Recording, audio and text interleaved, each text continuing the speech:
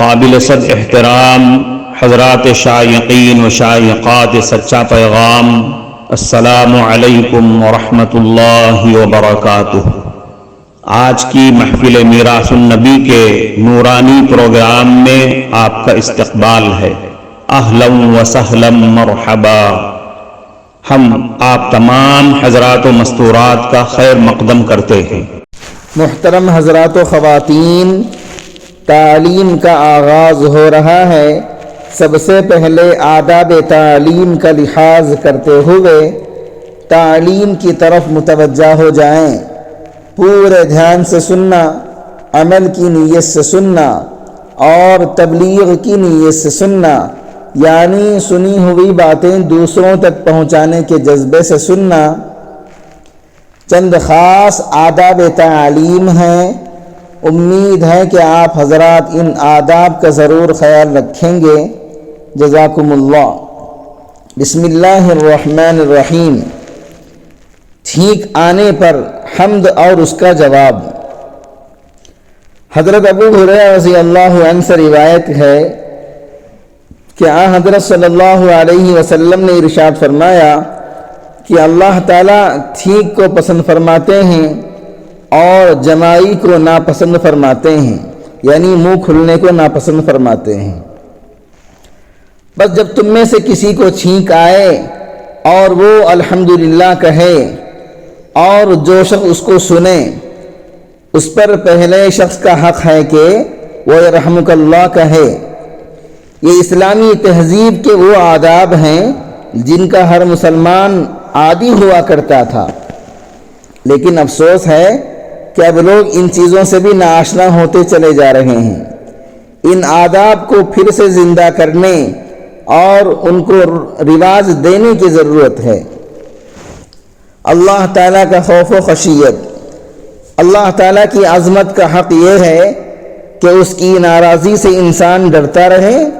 اللہ تعالیٰ کی ناراضی کا خوف وہ عمل ہے جس کی قرآن کریم اور احادیث میں جا بجا تاکید کی گئی ہے اور اس کے فضائل بیان کیے گئے ہیں۔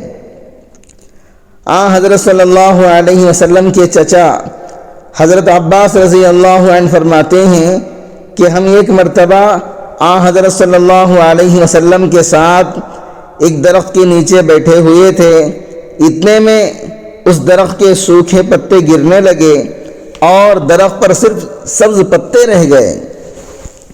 حضرت صلی اللہ علیہ وسلم نے فرمایا کہ اس درخت سے کیا مثال نکلتی ہے؟ لوگوں نے کہا اللہ اور اس کے رسول ہی بہتر جانتے ہیں۔ آپ صلی اللہ علیہ وسلم نے فرمایا کہ اس کی مثال اس مومن کی طرح ہے جس کو اللہ تعالیٰ کی خشیت سے جھرجھری آ جائے تو اس کے گناہ گر جاتے ہیں اور نیکیاں رہ جاتی ہیں۔ اللہ تعالیٰ کا خوف و خشیت دل میں پیدا کرنے کے لیے اللہ تعالیٰ کی عظمت و قدرت کا خیال دل میں جمایا جائے، پچھلی امتوں کے انجام کو سوچا جائے، قرآن و حدیث میں نافرمانوں کے لیے جو عذاب مذکور ہے اس کا تصور کیا جائے۔ اس طرح اللہ تعالیٰ کا خوف و خشیت دل میں پیدا ہوگا اور اس کے نتیجے میں گناہوں، بدعنوانیوں اور ظلم و زیادتی پر انسان کی جرأت کا خاتمہ ہوگا اور اس کے نتیجے میں تقوی حاصل ہوگا جو تمام نیکیوں کی بنیاد اور دنیا اور آخرت میں انسان کی اصلاح اور فلاح کا واحد راستہ ہے۔ اللہ تعالی ہم تمام کو یہ نعمت عطا فرمائے، آمین۔ اللہ تعالیٰ سے امید اور حسن ظن۔ اللہ تعالیٰ کے خوف و خشیت کے ساتھ اس کی رحمت سے اپنے لیے بھلائی کی امید رکھنا بھی بہت عظیم عمل ہے۔ حضرت ابو ہریرہ رضی اللہ عنہ روایت کرتے ہیں کہ حضرت صلی اللہ علیہ وسلم نے ارشاد فرمایا، ان حسن الظن من حسن عبادت اللہ۔ اللہ تعالیٰ سے اچھا گمان رکھنا بھی اللہ تعالیٰ کی اچھی عبادت ہے۔ ایک اور حدیث قدسی میں حضرت صلی اللہ علیہ وسلم نے اللہ تعالیٰ کا یہ ارشاد نقل فرمایا ہے، انا عند ظن عبدی بی وانا معه حیث یذکرنی۔ میرا بندہ مجھ سے جو گمان رکھتا ہے میں اس کے مطابق ہوں اور جہاں وہ مجھے یاد کرے میں اس کے ساتھ ہوں۔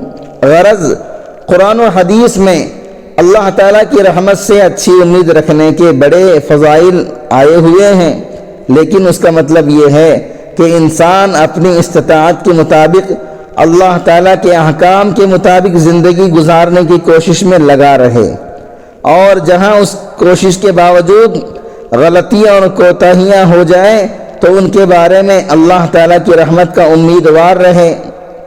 لیکن اگر کوئی آدمی اپنی زندگی میں اللہ تعالیٰ کے احکام سے بالکل غافل ہو، اپنی اصلاح کی مطلق فکر نہ کرے اور اپنے آپ کو بے لگام نفسانی خواہشات کے پیچھے چلنے کے لیے آزاد چھوڑ دے، اور اس غفلت اور بے فکری کے باوجود یہ آرزویں باندھے کہ خود بخود مغفرت ہو جائے گی، تو ایسے آدمی کی حدیث میں سخت مذمت کی گئی ہے۔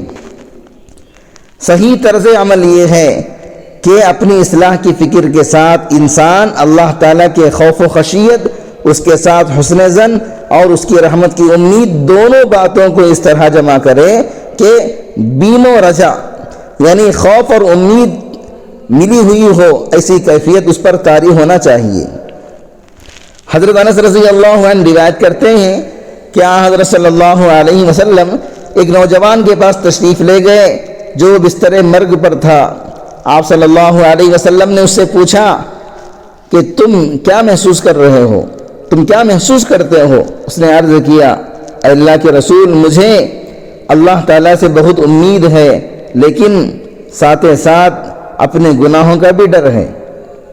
آپ صلی اللہ علیہ وسلم نے فرمایا، جس مومن کے دل میں اس جیسے موقع پر یہ دو باتیں جمع ہوں، اللہ تعالیٰ اس کی امید پوری فرما دیتے ہیں اور اسے اس کے خوف سے معمون فرما دیتے ہیں۔ معزز شائقین و شائقات سچا پیغام، آپ کو اندازہ لگ گیا ہوگا کہ یہ مضمون کتنا اہم ہے اور کس قدر فائدہ مند ہے۔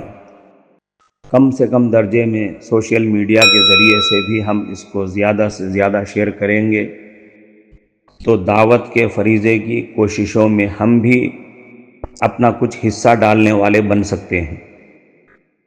لہٰذا زیادہ سے زیادہ اس کو عام کریں تاکہ پوری دنیا کے ہندوؤں کی غلط فہمی دور ہو جائے اور انہیں یہ زمینی حقیقت معلوم ہو جائے، اور وہ اپنے اصل مذہبی لیڈر پیغمبر آخر الزماں حضرت محمد الرسول اللہ صلی اللہ علیہ وسلم کو ماننے پر مجبور ہو جائیں اور کلمہ پڑھ کر آپ کے ساتھ ساتھ وہ بھی جنت میں جانے والے بن جائیں۔